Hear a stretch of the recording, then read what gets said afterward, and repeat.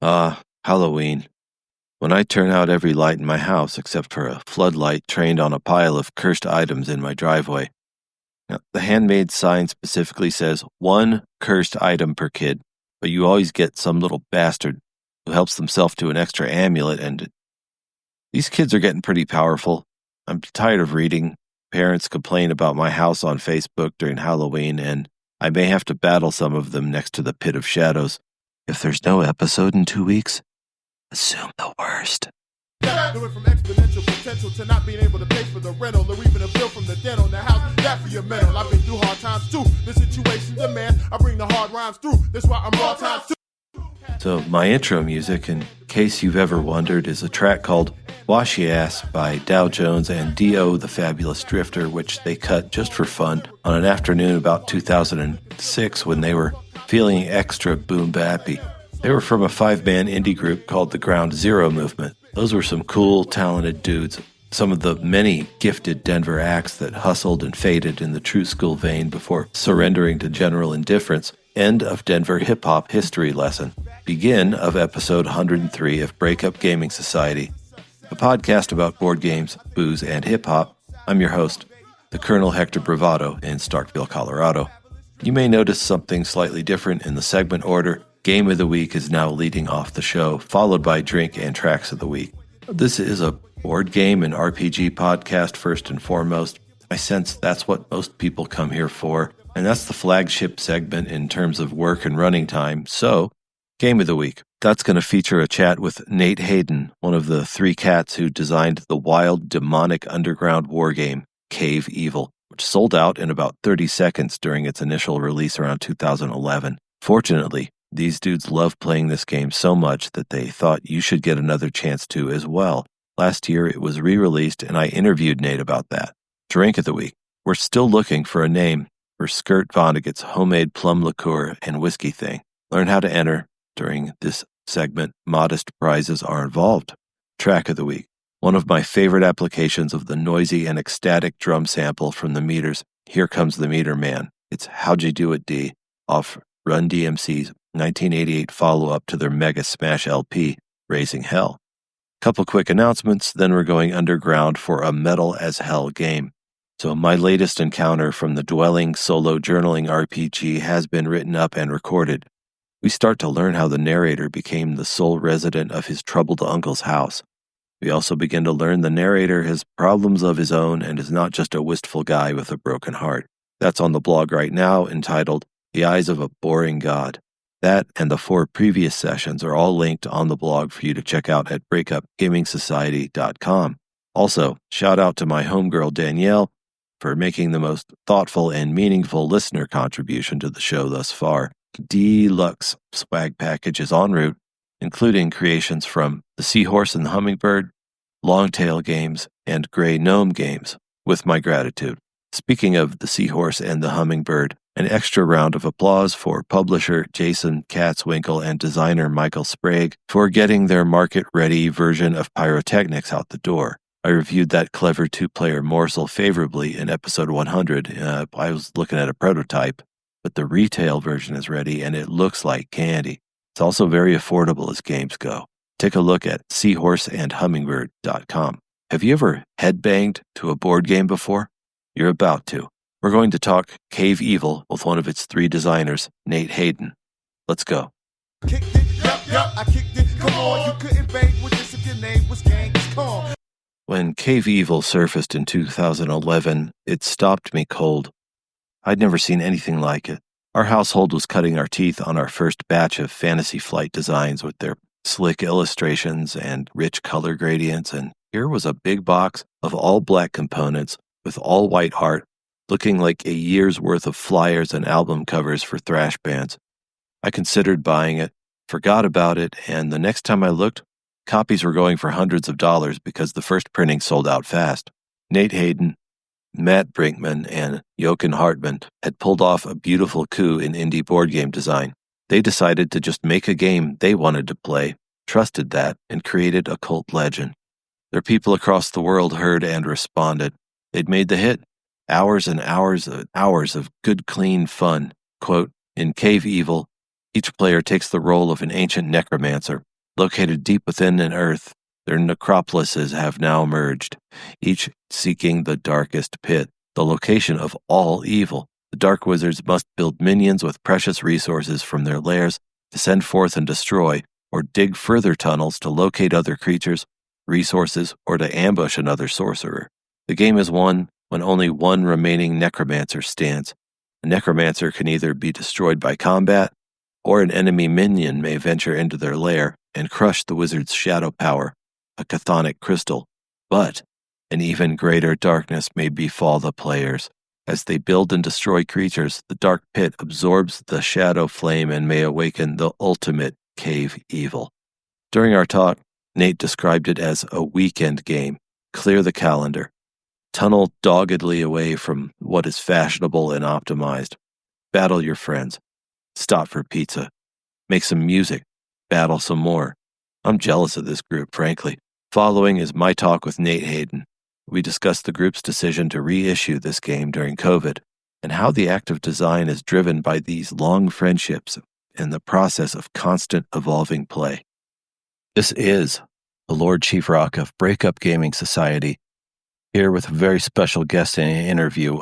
I managed to make contact with Nate Hayden. Nate is also, like me, a Nate, also lives here in Colorado, and I found through a random outreach on Board Game Geek is one of the designers of an underground, and I mean underground, board game called Cave Evil, which came out in 2011. Nate, welcome. Thank you very much, Nate. Excited to do this.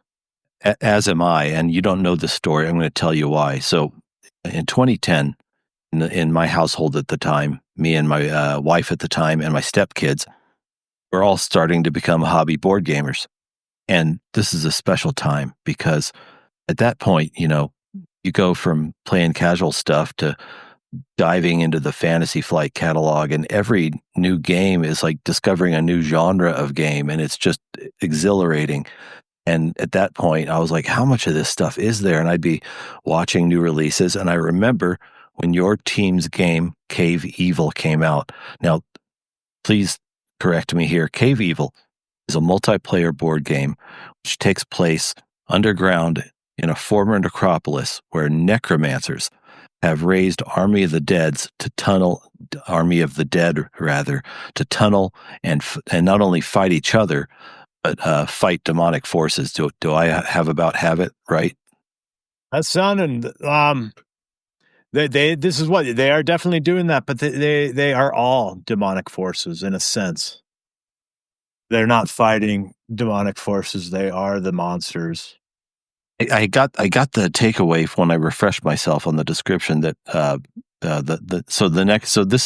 this is an infernal gang war.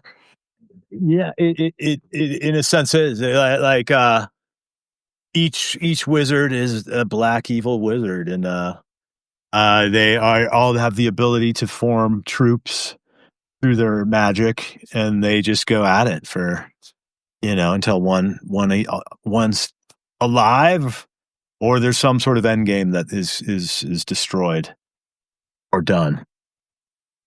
That's right. It's last necromancer general standing. That's one thing I'm remembering now.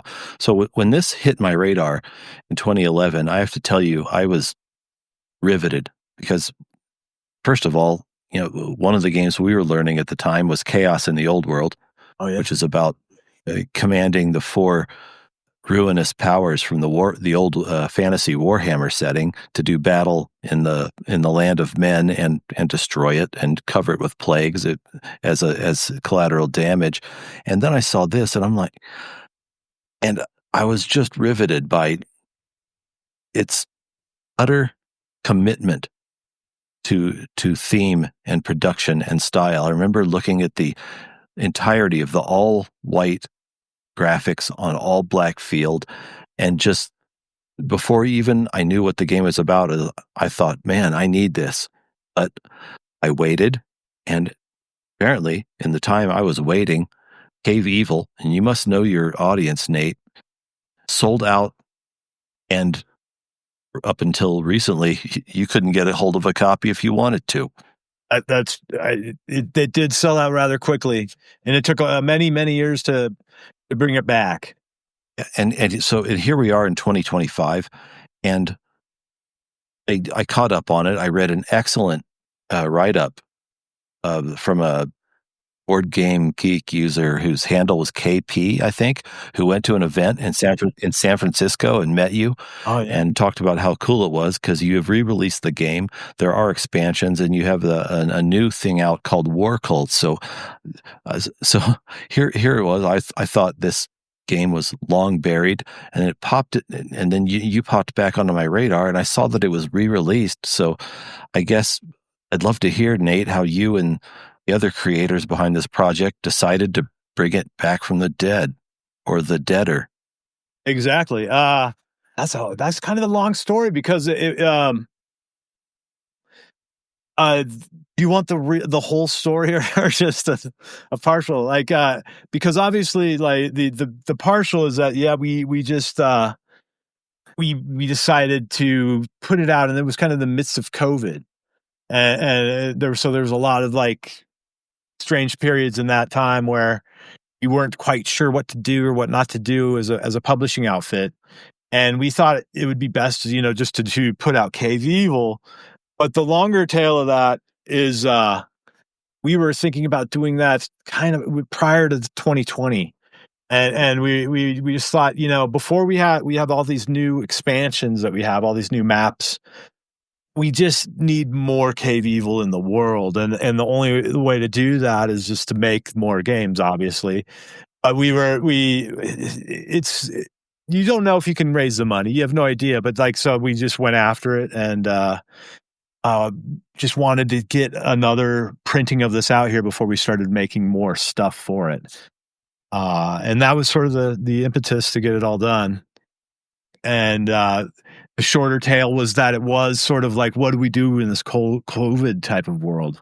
And that also seemed like the best thing to do, to kind of go back to the beginning when we first started and kind of understand what this new printing world is now like in this time, and like what this decade is different than the last decade.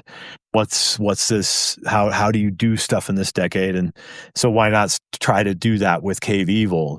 Try to just begin there again, see what the pieces are like. The pieces of this printing world are like now. And what are they like? Well, it's just different. I mean, I say that to anybody, when you print things, every year is totally different than the last year. So like when you start printing in the beginning of the year, you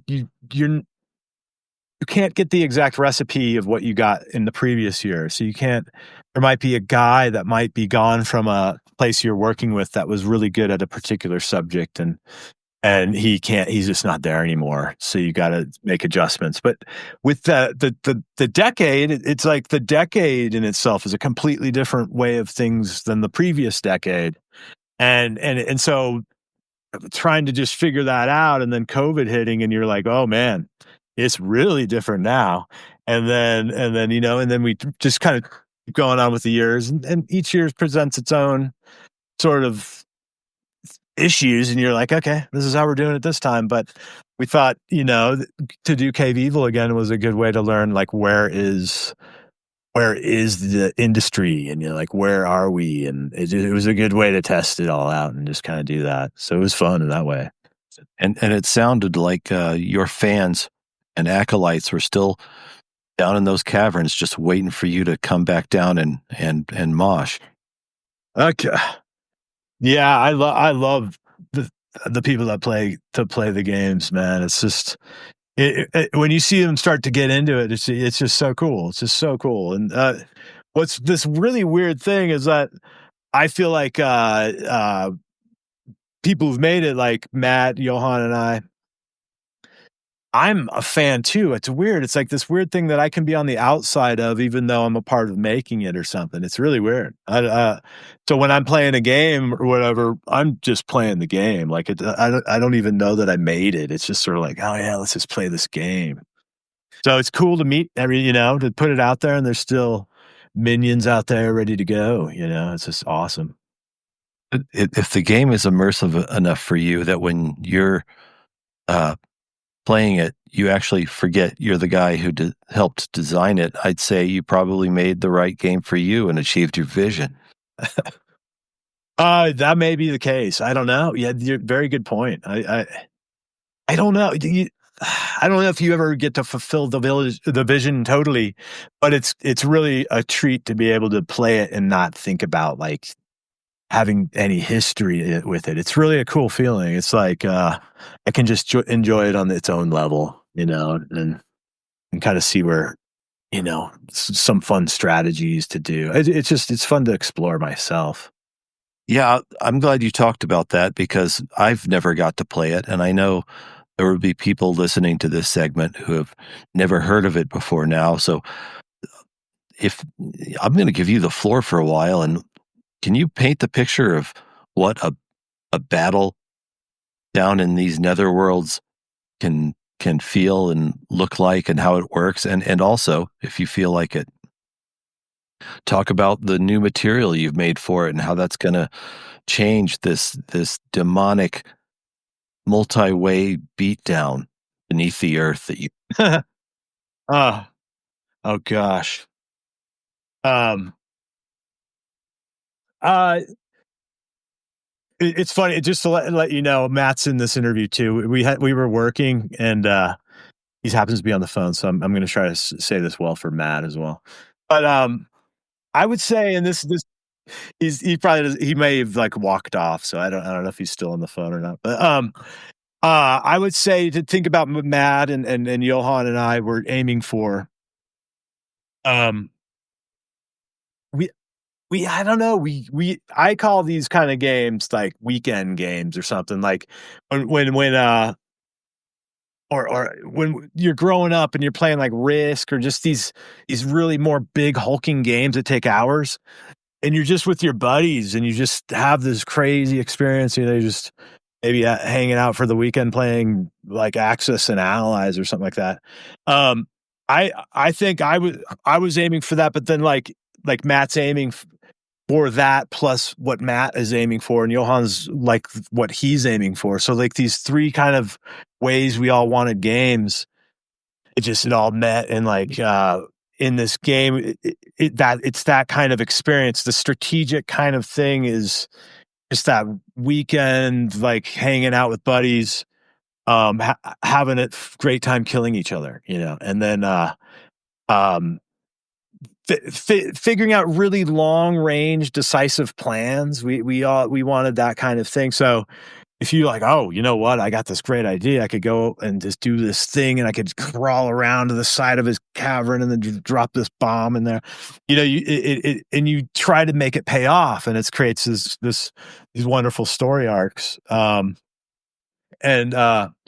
that's just like what we set out to do, and like what we feel that we tried to capture in that. And I don't know. There's a lot of other, games that we were loving at the time too, that we are, just that might make its way into helping it out. I remember there's some great games, like one game, there's nothing like it, but we were playing just a million of those like games like Dungeon and Talisman and the Prophecy and Rune Bound, and just that isn't like the game per se. That's more an adventure game. But with that type of tempo those games tend to have, it's like this sort of chill tempo game in which you're just like, let's go and try to fight the dragon guy, just you're trying to build your characters up, and there's like that nice pacing in those games. Some people, they're maybe way too long for some people, but I find those to be like weekend night, just like, let's just go, man. And that we were just all aiming for that type of experience, and in our strategic gameplay that we were aiming for. That's just a roundabout way of saying, I think, what we were aiming for. But in the game itself, you're amassing resources that will let you build creatures and items and spells. And in the Cave Evil game, you are in the role of a necromancer, an evil wizard, that has this power to create things, and you're just trying to design ways in which to win the end games and or destroy your opponents, and it it is in a lot of ways a very simple game, but also very unusual circumstances come up that can come up that lead to very oddball results that I think are pretty charming at times. But yeah, I don't know, that's just, those are the types of things I get when I play it, and I hope it imparts in other people that play it. Yeah, when I was reading about it, it sounded like there was just a lot of fun. Take this, take that, just chaos. And does that come from just the amount of ways you can combo all the items and beasts you make, or does it? Are there events in the game? Where does the roller coaster? What drives the roller coaster? I would say a kind of card play that can bring events in the game, absolutely. But the card play is a kind of I wouldn't call it like a solid combo kind of idea, but there can be these things when you pair them all together. Of course, are combos, wonderful combos. And there, there's really like strange. You can find clever ways to like just adorn yourself with just all these different clothings and jewelry and just all these different like things and just clothing oriented ways, so you can craft your people to be quite vicious and very hard to beat. And in that way, I see it also as a kind of chess game in which it's very simple. You're trying to kill the king, but you're doing it in this sense of, the knight all of a sudden can do this other thing, like you put the knight out there, but then now the knight has this other thing and it just then you add more to it. And then the rook it's very chess-like in a way, in that sense too, through the card combinations and ways you can play the cards. Except, yeah, all the chess pieces just came right out of a toxic Holocaust video. Exactly. So, Absolutely. what I'd love to hear, Nate, if you feel like it, is there now this could be going all the way back to playtesting up to last week. Could you talk to me about sort of end run or climax or just crazy reversal? Like, is there a session for like that just stands out to you as when you just all looked at each other and you're like, man, that was wild. Gosh. Yeah. There's been a lot of those.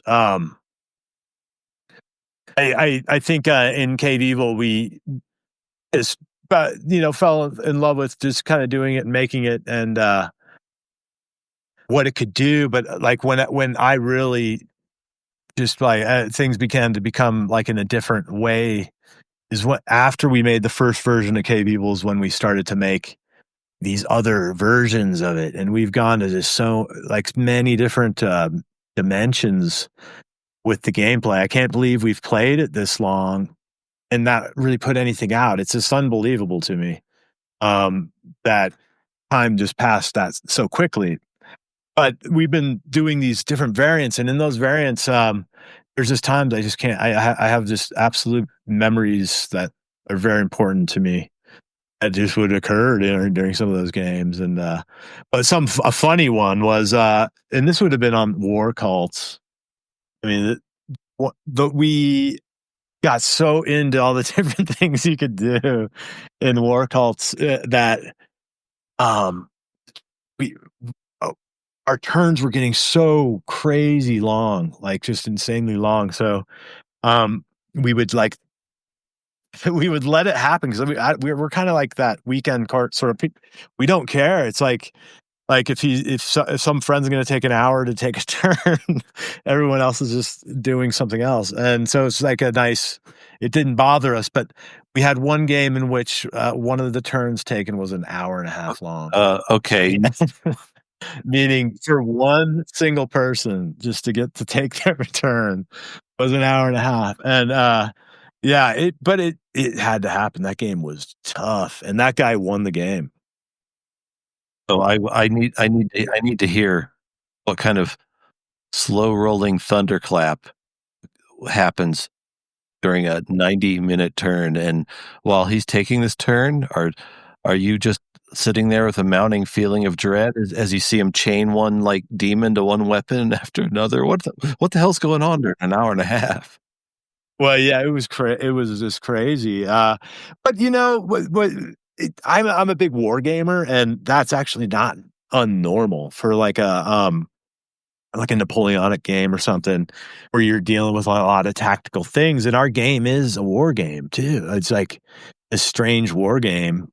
I think it shares a lot with both board games and war games, and it's not uncommon for very long turns. I mean, if you're gonna play a tactical, you know, just I'm just trying to like some Frederick the Great thing or something. You'll get locked in these turns and in a war game in which it will just take a very long time. Like a war game group is unusual. If you have first of all have a war game group, you're lucky to find that many different weirdos, and so the temple of those games are just like you take your turn as long as it takes. All right, I'll take my turn as long because it's like a huge chess game of you might be doing some World War II, Leningrad thing or just some sort of it's like this forgiving thing about length of turns, and then you have like board games which are you got to get done, man. You took more than 30 seconds, and there's like these two different ways of playing. And so we're probably that sort where like, if the game warrants that long turn, you just take it. And so in that sense, it was one of the most intense turns I've ever seen. I think we were all engaged in what that guy was doing the whole time. Barring like going and eating a little food or something, it was a crazy turn, and he ended up winning the game. But that's sort of the spirit of kind of a war game in that sense.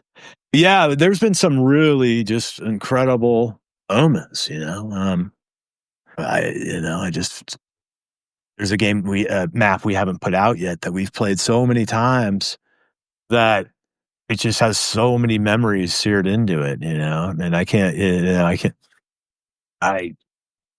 not forget them. It's pretty cool. Yeah, that's when you talk it about being a weekend game and me learning that it shares more than just surface or cosmetic comparison to war games. And when you say war games, are you talking hex and counter stuff or tabletop miniature games or both? I would say with Cave Evil, it probably shares a lot with Hex and Counter, but it uses these squads, so you're really only running like 6 things. That changes with War Cults, where it just straight up becomes a war game. But the Cave Evil is it's that Hex and Counter tactics,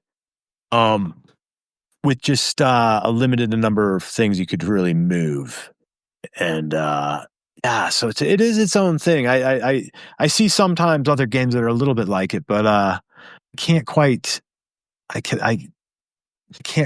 say it's like this or like that. I don't know. It's strange. It's strange.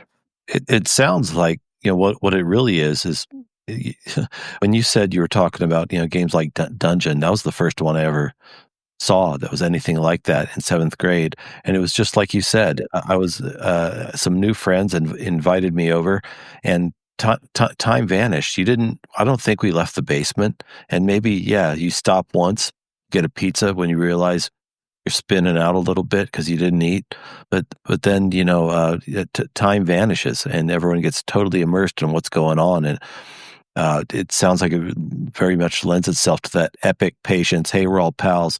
We're going to slug this out and have fun with it as long as it takes. And especially where I'm struggling for the words here, where people want to come to a resolution or find an answer rather than just simmer in the demonic experience of it all. That's really cool. So, I went and looked at the website. It looks like, once again, you can buy the base Cave Evil game. When did that become available for purchase, and is it still? That was late last year, and we have a few copies left. I think it's not many, but a few. Nice. So the second run's performing, it sounds like, just about as well as the first one did. Yeah, I can't measure it. I can't remember how the first one went. How the first we've done it 3 times now, and each time seems about the same. I can't quite say because it was so long ago, those other ones, but it seems similar. And for anybody out there who hears this and was like me in 2011, who thought this looks rad and then missed it and doesn't want to miss it this time, where should they be going? Store.cave-evil.com. Awesome. And not only your base game, but you mentioned War Cults a couple times, which I saw in the catalog there, but how does War Cults fit in? Well, War Cults is when we finished Cave Evil, we began to play just all the time, like these never-ending games of it, and we're just trying to figure out what are we doing, we just keep playing and adding these creatures and adding these sorts of ways to play it, and through all that testing and all that playing, we figured out every rule we were doing. Like, we were like, okay, so what is this, a gigantic game that we're playing? And with War Cults, we kind of were able to jot down all those rules. So War Cults is sort of a lifestyle game in which it's, along those lines that you could play this in a sense of like advanced squad leader or something. If everyone if everyone kind of is familiar with all the different ways you can twist and turn it, you could go off in these crazy directions. And War Cults is just noting all those rules and all those ways to play and offering rather than the necromancer, the warlord, which the warlord works different from the necromancer, and but you can use all the same cards and so on and so forth. And so that is offering the warlord character, the War Cults. It sounds like your design ideas just arise organically from play, like you're a freeform jazz band. Well, we're all from a noise background, which is a lot like free jazz in a sense. And I mean, Matt's on this call, so he'll kill me, But so I want to just reiterate, we're also like this noise thing, and jazz in this sense have a similar thing where you've got to make choices immediately, and that to me was it's an interesting way to make music. It's not it's a way to make music, and it's a way to do some fun stuff. It's definitely fun, but I think when we're designing, there's got to be a little of that way that goes in there, and that is probably when you're testing and you just know we got to just change it to this direction right now, and it's just, you understand you got to do that. And so it's hard to say like organic, or I don't know what that is, but it's just a way to design. You just get in there and start working with the engine and just start figuring it out. And maybe we do in some sense work in that free jazz sense or something, but I think there's more to it too. You got to make a good song too. Like, so there's like the heavy metal part as well. You have to have constructed verses and choruses and stuff. So it's a little of both. I don't know if that makes any sense. Oh, it does. Does the crew that made this game, you and your co-designers, do you all also make music together? Yeah, together in different various forms with different people. We definitely are still focused on music too. It's you place it in ways that you can. There might be some time to focus on that and some time to focus on games. And I think they're both important in our lives, I think.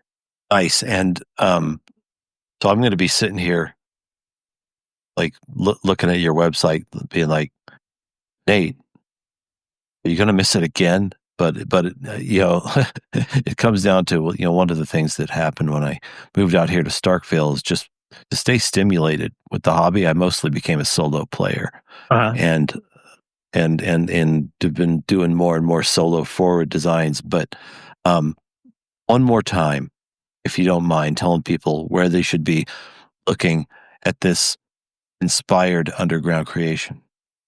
Store.cave-evil.com. And Nate, this is funny because you say Nate, and I'm like, is he talking to me? Is he talking about you? But I'll send you a solo game we've made. If you have it or not, I've got a couple solo things I can send you. Oh, no, yeah, no worries. Yeah, actually, I am curious. I noticed you do have other non-Cave Evil designs out there. It looks like you're always making something. Yeah, we try to stay. We try to keep going. There's just fun things to do. There's just like these interesting things you can do. I love gaming's awesome in that sense, and I don't know. The solo things are just this other fun thing you can do. I don't know. Just yeah. So, speaking of other fun things, what's closest to the finish line in terms of a design ship for the next one? Well, I put out an economic game earlier this year in this summertime called Rocky Mountain High. I'm gonna be going back to that probably to do a little bit more print run of that. That was more of a smaller game that I wanted to just put out. So I'm going to make a little bit more of those. So that's probably next as far as focus. But in the design ways, we have like many more Cave Evil things. But other ideas I'm enjoying testing. They're just in various forms of being molded together yet. They're kind of far off right now.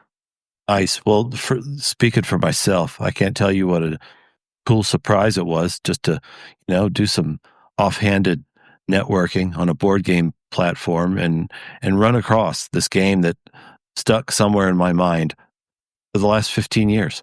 And now here we are, and I get to hear about it. So I only want to say, hey, thanks for taking the time to chat. Hats off to the other gents on the team. I think they are all gents. Pardon me if I messed that up. And I just want to say that this has been absolutely killer running across you and getting your time like this. So I appreciate you. Oh, heck yeah, Nate. No, this was a great fun. And thank you for reaching out. I like making those connections and yeah, it's badass. You got another Nate in Colorado doing a show. Let's do it. So thanks for having us. Hey, man, I mean, what's life about if two dudes in Colorado named Nate can't get together and talk about Cave Evil? Come on. Exactly. And yeah, man. So thank you again. Salute to the team. And of course, like we say at the end of the show, may you fight long and well. May you fight long and well. One of my favorite board game writers, Charlie Thiel of the Player Elimination blog, talked about Cave Evil this way in 2014, quote, Cave Evil is raw and brutal. It features exceptional black and white artwork fused with mechanics that bury the player in the dripping blood and ichor of theme. It's the only game that has a trailer and an online radio stream dedicated to setting the atmosphere. It's weird, obtuse, and unforgettable, end quote. The world of Cave Evil kept growing after 2011 as the group built growing battle spaces by fusing existing and prototype maps together and saying, wouldn't it be cool if there's an item that... The War Cults expansion came out in 2016, followed by a number of Chaos packs. After our talk, Nate's team wanted to call out one in particular. It's a newer one called Crypt City. The Crypt City works with both the Cave Evil and the War Cults properties for this game. From the product description, built of molten corrupted steel, the undead have designed a labyrinthian tomb. Marching armies of the dead, mazes of tunnels, sarcophagi sit ready to be raided for treasures. Tonight, necromancers and warlords descend upon Crypt City. And Crypt City is issue number 1 of a series called Corroded Corridor, which centers on variations of play for the base games, all of which grew out of these guys just making endless games together and now capturing and formalizing some of the maps. So you can, raid territory of undead species, plunder tombs, get treasure, and meet all kinds of new antagonists or things you can sew together to make horrible monsters. So thanks to Nate for the chat, and a salute to his crew for making this weekend game. If you've got a weekend group that wants to vanish underground with you, take a look at Cave Evil before it vanishes beneath the earth for what will likely be the final time. Next, there's still time to come up with a fun drink name and win a prize or two. Drink of the week is next. Kicked it, yup, I kicked it. Come on, you couldn't bang with this if your name was Genghis Khan.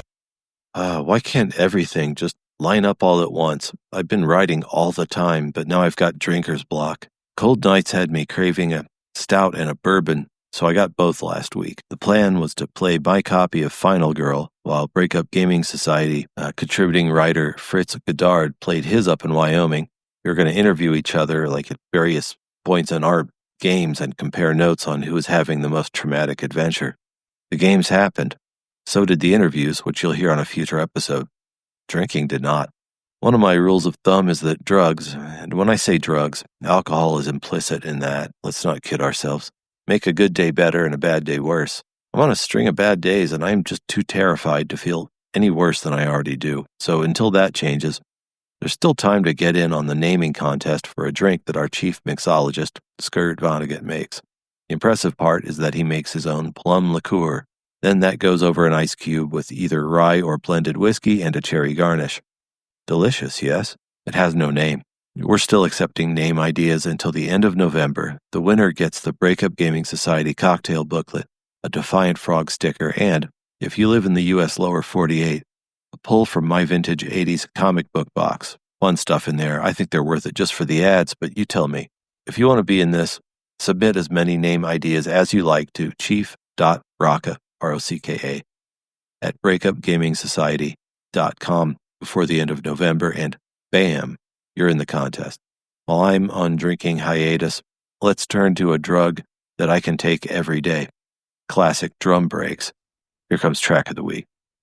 Kicked it, yup, I kicked it. Come on, you couldn't bang with this if your name was Genghis Khan. So me and Skirt were on Discord the other day talking classic hip-hop drum breaks and got reminded of one of my favorites, the wildly splashy beat lifted from Here Comes the Meter Man by the Meters.